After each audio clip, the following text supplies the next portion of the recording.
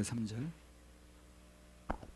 바벨론 왕 느부갓네살이 유다 왕 여호야김의 아들 여고냐와 유다 방백들과 목공들과 철공들을 예루살렘에서 바벨론으로 옮긴 후에 여호와께서 여호와의 전 앞에 놓인 무화과 두 광주리로 내게 보이셨는데 한 광주리에는 처음 익은 듯한 극히 좋은 무화과가 있고 한 광주리에는 악하여 먹을 수 없는 극히 악한 무화과가 있더라.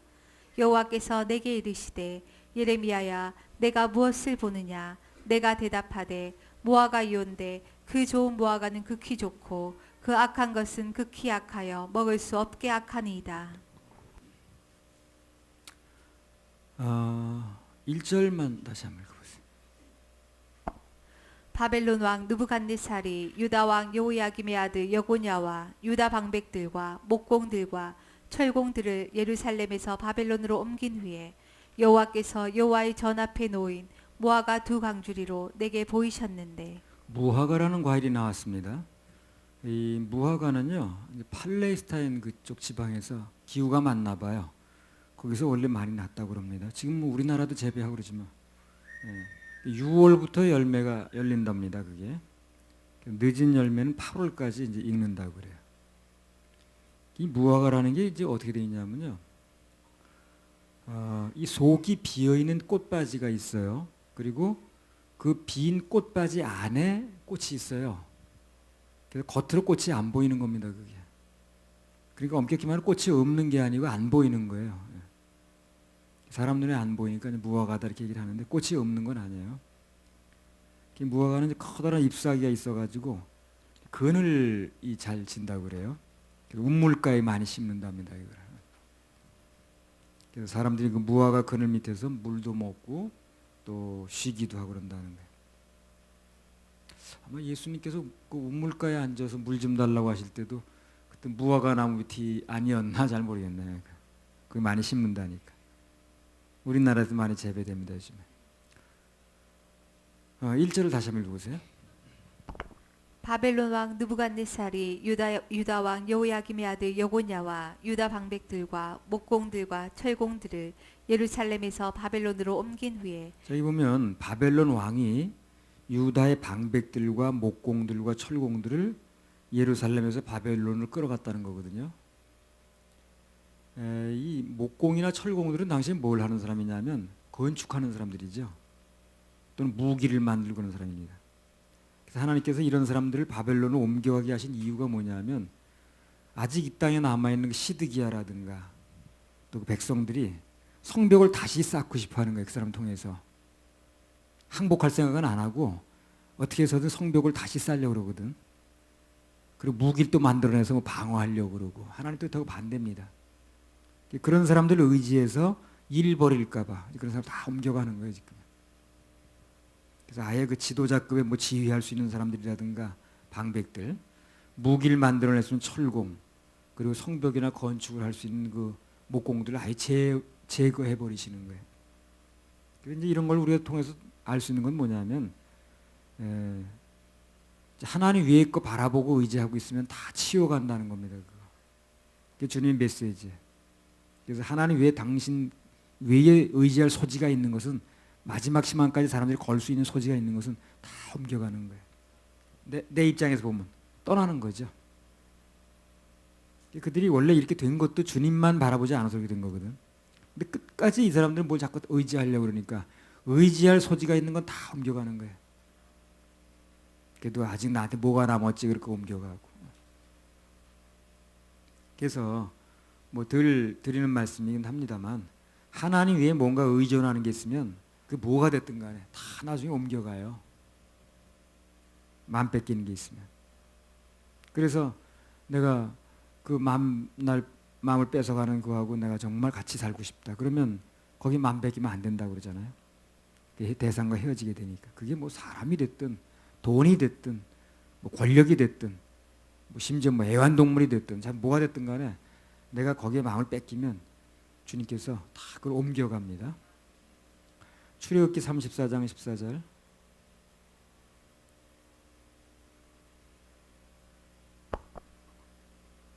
너는 다른 신에게 절하지 말라. 여호와는 질투라 이름하는 질투의 하나님이니라. 예. 또 신명기 4장 24절. 내 하나님 여호와는 소멸하는 불이시요 질투하는 하나님이시니라. 그리고 우리가 하나님께서 사랑이라는 걸 잘 아는데 그분이 질투의 하나님이라는 걸 실감을 잘 못해요. 사랑이 하나님은 사랑 많으신 하나님이 다 좋은데 그분은 질투의 하나님이라는 걸 우리가 또 알아야 돼요. 예. 그것도 보통 질투가 아닙니다. 질투도 그분 하나님답게 하셔. 근데 그걸 사람들이 잘 모르고 살아. 모른다기보다 잊을 때가 많아 그거를. 그분이 얼마나 질투의 하나님이라는 거. 사랑만 자고 생각하지. 엄격히 말하면 사랑도 질투의 다른 말이에요. 그거요. 질투가 사랑의 다른 말입니다. 사랑하니까 질투도 하는 거예요. 그렇죠? 아니, 사랑 안 하면 하거나 말거나 뭐 신경 쓸 게 뭐 있나. 사랑을 하니까 질투도 하는 거예요. 예레미야 24장 2절 3절. 한 광주리에는 처음 익은 듯한 극히 좋은 무화과가 있고 한 광주리에는 악하여 먹을 수 없는 극히 악한 무화과가 있더라. 여호와께서 내게 이르시되 예레미야야 내가 무엇을 보느냐. 내가 대답하되 무화과이온데 그 좋은 무화과는 극히 좋고 그 악한 것은 극히 악하여 먹을 수 없게 악하니이다. 좋은 무화과가 나오고 악한 무화과가 나왔습니다. 하나님께서 말씀하시는 좋은 무화과는 뭐냐면요. 무화과는 말씀대로 순종해서 바벨론으로 간 사람들이 좋은 무화과예요. 자기 생각과 안 맞아도 아멘하고 말씀대로 아멘하고 그대로 순종한 사람들이 하나님 보실 때는 좋은 무화과입니다. 좋은 무화과는 안 버릴까요? 안 버릴까요? 이렇게 순종하면 버림받지 않아요. 내 생각하고 안 맞아도. 반대로 나쁜 무화과는 어떻게 해서든지 안 끌려가려고 그러고 유다에 어떻게든 무슨 수단 방법을 동원해서 남은 사람들이에요. 아니면 애굽으로 피신하든가. 그래서 되게 겉모술수가 막 약은 사람 같은데 하나님 보실 때는 나쁜 무화과입니다. 그 나쁜 무화과니까 그 사람은 어떻게 되냐 결국 버림받는 것입니다. 그 사람들 그걸 몰라. 내가 머리를 써서 잔머리를 굴려서 어떻게 피해 나가고 술술 쓰는 거는 아주 생각들을 많이 하는데 그게 나쁜 무화과가 되면 버림받는다는 거. 내가 좀 손해보는 것 같아도 순종하면 좋은 무화과가 되면 그분의 보호를 받는다는 거. 이걸 잘 몰라. 계산을 잘 못하는 겁니다. 좋은 무화과는 한마디로 말하면 내 뜻과 내 생각에 안 맞아도 말씀대로 아멘하고 말씀대로 받아들이는 사람이에요. 그 사람이 좋은 무화과예요. 아까 그 선지자 같은 사람은 이제 나쁜 무화과로 변해가는 과정이지 그게 이제 말씀대로 안 받아들이니까 말씀이 안 그렇다고 안 받아. 그 하지 말아야 되는데. 그래서 이제 하나님 감동이 오고 말씀이 주어졌는데 자꾸 그게 아니라고 그러면서 내 생각과 내 옳음을 주장하는 사람은 하나님 보실 때는 나쁜 무화과입니다. 그래서 그 사람이 얼마나 옳은 걸 주장하고 살았든 결국은 버림받는 거예요. 그래서 좋은 무화과는 걷어지는 반면 나쁜 무화과는 결국 버려집니다. 자, 4절 5절. 여호와의 말씀이 또 내게 임하니라. 가라사대 이스라엘의 하나님 여호와가 이같이 말하노라. 내가 이곳에서 옮겨 갈대아인의 땅에 이르게 한 유다 포로를 이 좋은 무화과 같이 보아 좋게 할 것이라. 자, 5절에 내가 하나님께서 이곳에서 옮겨 갈대아인의 땅에 이르게 한 유다 포로 그런 말씀이 나왔죠. 자, 이 말씀을 볼 때 어떻습니까? 겉으로 볼 때는 바벨론 왕이 쳐들어와서 그들을 군대로 무력으로 진압을 해서 끌고 간 것처럼 보이죠. 사실은 누가 옮겼다는 겁니까? 하나님이 옮기셨다는 거예요. 그걸 볼 수 있는 눈이 열려야 돼요. 눈으로 볼 때는 바벨론 군대가 강력한 힘을 몰고 들어와서 유다 나라를 쳐부셔서 끌고 간 것처럼 보이지만 사실은 하나님이 옮기셨다고 그러잖아요. 그럼 그들이 아무리 강한 군대를 끌고 왔어도 하나님이 안 옮기셨으면 안 가는 겁니다. 우리 그걸 믿어야 돼요. 눈에 보이는 게 믿기가 좋은데 아무리 강한 군대가 와도 하나님이 막으시면 안 가는 거예요. 그러니까 그들이 와서 끌어간 게 아니라 결국은 그 내면적으로 볼 때는 하나님이 옮기셨다는 겁니다. 무슨 일이 일어나도 다 그게 하나님의 섭리 가운데 일어난 일이에요. 그걸 인정하고 받아들이면 좋은 무화과가 돼서 하나님이 거두시는 인생, 축복하시는 인생, 보호하시는 인생이 되는 겁니다. 무슨 일이든지 하나님의 섭리를 인정하는 사람이 좋은 무화과입니다.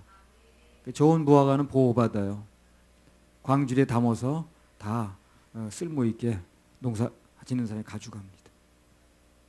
나쁜 무화과는 무화과 형태는 갖춰지고 있는데 버림받습니다.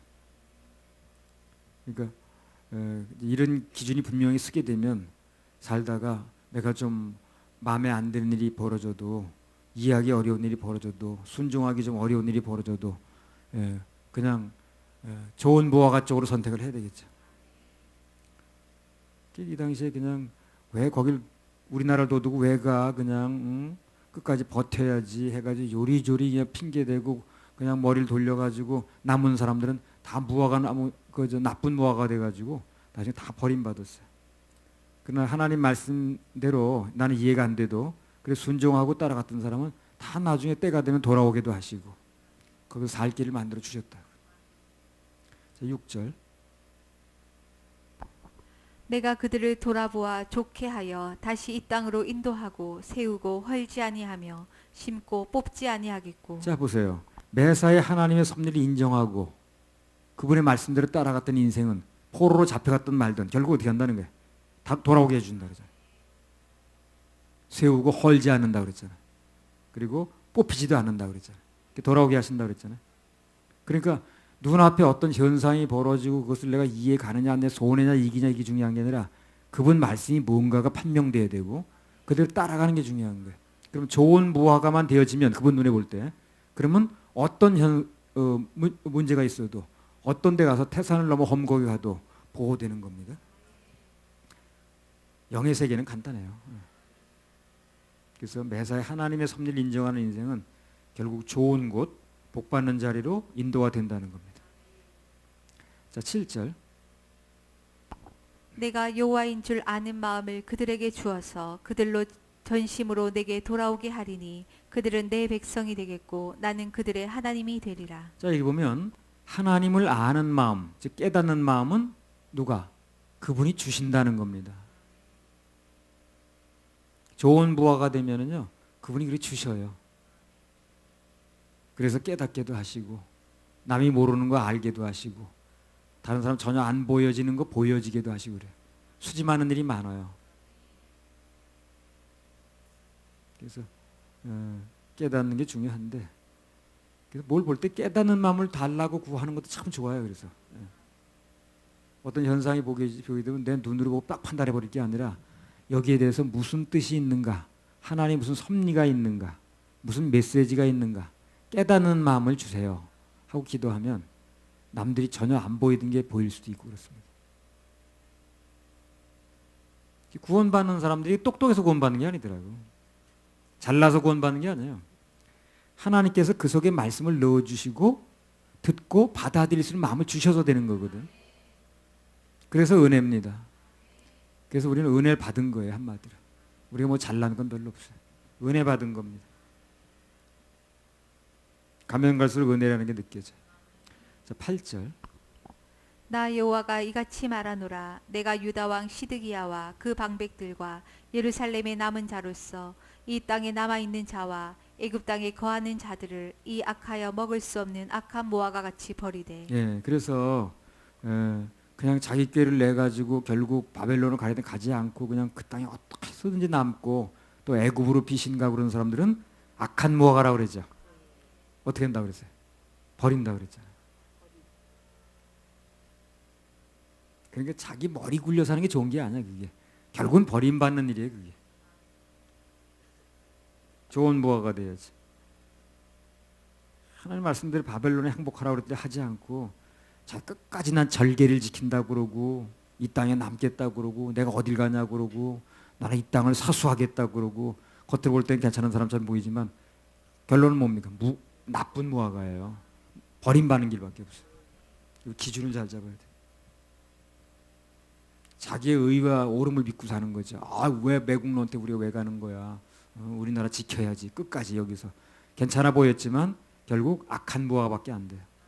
결국 버림받았습니다. 버림받지 않고 늘 축복된 가운데 있으려면 그분의 말씀대로 기준을 세우고 그 말씀을 주장해야 되고 그 말씀을 받아들이고 아멘해야 되고 내 마음속에.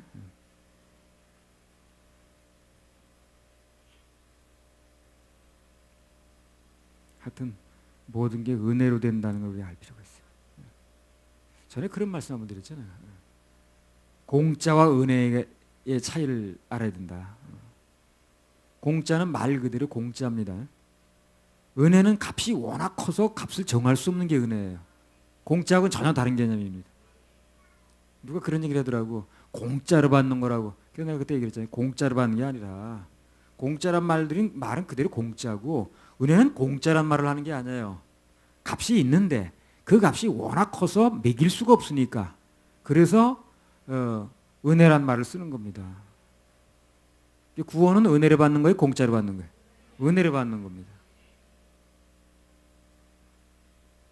그래서 사역자들은 상대에게 이거 복음이 공짜거든 이런 관념을 심어주면 안 돼요. 그럼 정말 값 없이 받아들입니다. 막 하려고 그래. 얼마나 값진 거라는 걸 얘기를 해야 돼요. 그러나 값으로 계산할 수 없기 때문에 은혜를 주는 거지 이게 공짜가 아니라는, 실제 공짜가 아닙니다. 이 율법 몇 가지 지켜서 되는 게 아니잖아요. 그래서 하나만 못 지켜도 전부 못 지킨 것 같으니까 우리 힘으로 불가능하거든. 그래서 불가능하기 때문에 그냥 줄 수밖에 없는 거예요. 은혜로. 공짜가 아니고. 그래서 이 구원이 전적으로 하나님께서 값을 치르시고 나는 받는 은혜로 되어지는 것이구나 하는 믿어져야 그때 감사가 넘치고 정말 감격적이고 진정한 구원의 길이 열립니다. 그때 은혜와 공짜는 전혀 다른 말입니다. 9절 세상 모든 나라 중에 흩어서 그들로 환난을 당하게 할 것이며 또 그들로 내가 쫓아보낼 모든 곳에서 치욕을 당하게 하며 말거리가 되게 하며 조롱과 저주를 받게 할 것이며. 그러니까 사람에게 버림받는 거 절대로 두려워할 필요가 없어요. 정말로 염두에 둬야 될 것은 하나님께 버림을 받지 말아야 돼. 온 세상 날 버려도 주 예수 날 안 버려. 그러면 나는 살아날 길이 있는 거예요. 쓰임받을 수 있는 길이 있는 겁니다. 온 세상이 날 버려도 누가 뭐래도 주 예수가 날 안 버리면 그러면 살아날 길이 있고 쓰임받을 길도 있고 좋은 길이 있죠. 10절 내가 칼과 기근과 연병을 그들 중에 보내어 그들로 내가 그들과 그 열조에게 준 땅에서 멸절하기까지 이르게 하리라 하시니라. 그래서 애굽으로 도망간 사람들, 그 사람이 과연 잘 먹고 잘 사는 게 아니라는 거예요. 기근을 보내고 칼을 보내고 연병을 그들 중에 보내서 그 병 드는 거야 거기 가서. 그래서 그 땅에서 멸절하기까지 남은 사람이든가 안 가고 또 가라는 곳을 안 가고 딴 데 피신해 있는 사람들 이렇게 재앙들이 따라다닌다는 거예요. 그래서 그런 막판 자리까지 가지 말고 그냥 주님께서 말씀하실 때 미리 예방하는 게 중요해요. 그때 무슨 일이 있었냐면 2013년 10월 20일이든가 주일날 이었는데 우리 이제 박 집사님이 다니던 대구의 무슨 교회 집사가 그렇게 얘기를 했대요. 은혜를 얘기를 하니까 아니 계시록에 보면 자기의 행위대로 심판을 받는다고 나와 있는데 왜 구원이 행위로 되어지는 거지? 그러면 그 은혜로 되는 게 아니지 않냐? 자기 행위대로 심판받는다는 것은 구원이 행위로 되어진다는 얘기 아니냐? 이렇게 얘기를 했다는 거예요. 그 박 집사님 친구가.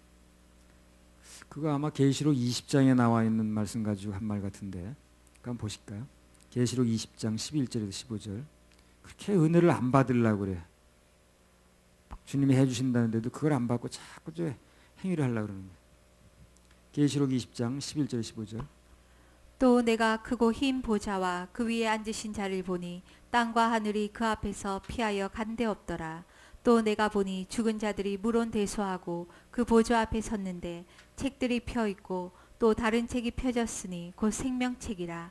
죽은 자들이 자기 행위를 따라 책들에 기록된 대로 심판을 받으니 바다가 그 가운데서 죽은 자들을 내어주고 또 사망과 음부도 그 가운데서 죽은 자들을 내어 주매 각 사람이 자기의 행위대로 심판을 받고 사망과 음부도 불못에 던지우니 이것은 둘째 사망 곧 불못이라. 누구든지 생명책에 기록되지 못한 자는 불못에 던지우더라. 13절만 다시 읽어보세요. 바다가 그 가운데서 죽은 자들을 내어주고 또 사망과 음부도 그 가운데서 죽은 자들을 내어주매 각 사람이 자기의 행위대로 심판을 받고. 이 얘기 같아요. 이거 가지고 한 얘기 같아요. 행위대로 심판받는다는 얘기 나온 얘기죠. 자기의 행위대로 심판받고. 계시록에 행위대로 심판받는다고 그러는데 왜 그러냐. 이거 구절을 가지고 하는 것 같아요. 자기 행위대로 심판받는다는 말씀이 나오는데 문제는 뭐냐면 누가 그 행위대로 심판받는 자리에 가느냐는 겁니다. 15절 읽어보세요. 누구든지 생명책에 기록되지 못한 자는 불못에 던지우더라. 그러면 자기 행위대로 심판을 받는데 그 자기의 행위대로 심판받는 자리에 안 가는 게 중요합니다. 누가 갑니까? 생명책에 이름이 기록되지 않은 사람들이 그곳에 가서 자기 행위대로 심판을 받는 거예요. 왜? 그 사람은 은혜가 적용이 안 되니까. 그러면 이 자리에 안 가려면 어떻게 됩니까? 생명책에 이름이 기록돼야 돼요. 어떻게? 은혜의 복음을 받아들여서. 언제? 지금 기회가 있을 때. 너희가 그 은혜를 인하여 믿음으로 말미암아 구원을 얻었나니 이것이 너희에게서 난 것이 아니요 하나님의 선물이라. 행위에서 난 것이 아니니 누구든지 자랑치 못하게 합니다. 분명히 구원이 행위에서 나는 것이 아니라고 그랬잖아요. 그래서 우리의 구원이 행위가 아니라 예수님 십자가 보혈의 공로로 은혜로 되어진다는 것을 안 믿었던 사람, 안 받아들였던 사람들이 그 자리에 서는 겁니다. 그 자리에 서면은 은혜가 적용이 안 되다 보니까 어떻게 되는 거예요? 그 사람 행위밖에 적용이 안 되는 거예요.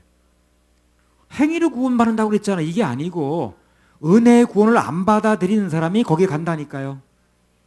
거기 가니까 은혜가 적용이 안 되다 보니까 은혜로 적용을 될 때는 안 받아들였기 때문에 은혜의 적용을 안 되다 보니까 남는 건 뭡니까? 그래서 행위밖에 남는 게 없는 거예요.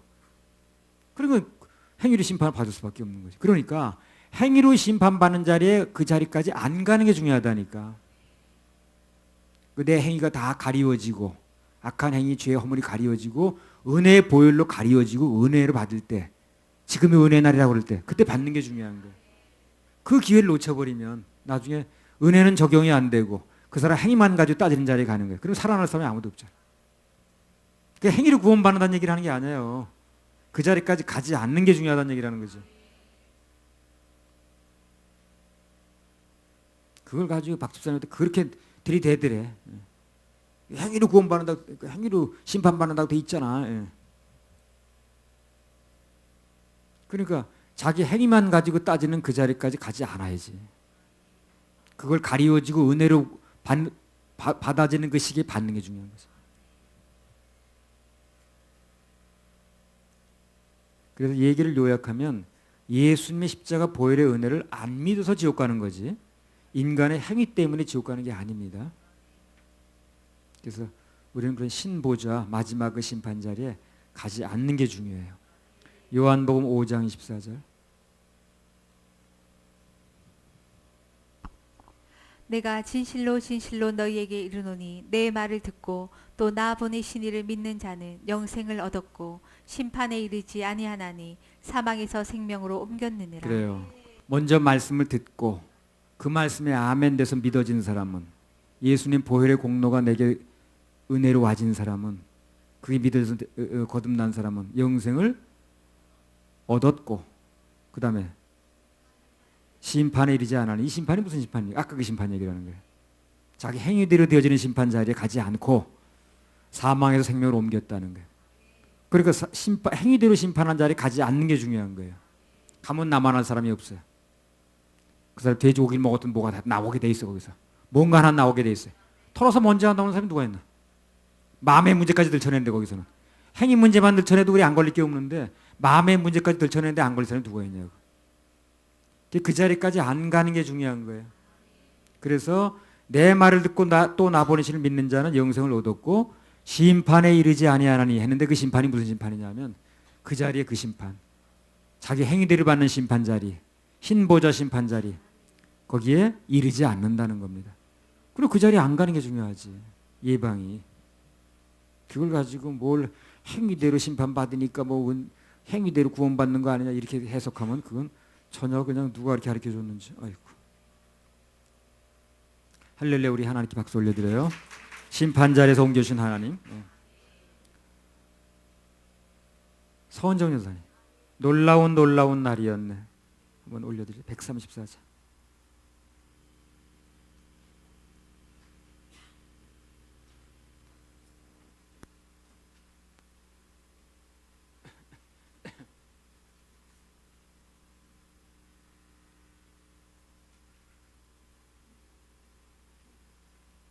이렇게 기회가 많을 때 요 핑계 저 핑계고 안 듣다가 나중에 막판에 가서 그 사람 행위대로 심판받는 자리에 가게 되면 참 죽을 맛이지.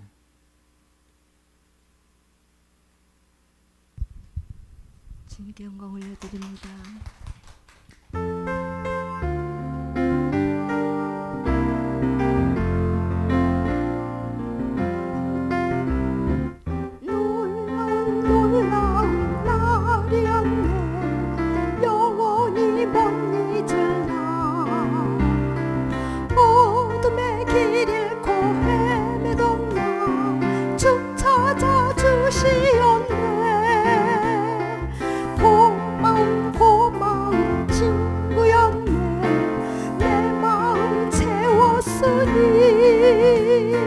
괴로움 거치고 기쁨이 넘치네. 주 나를 건지셨네. 하늘의 영광 내 맘 넘치네. 십자가에 나 구원하셨네.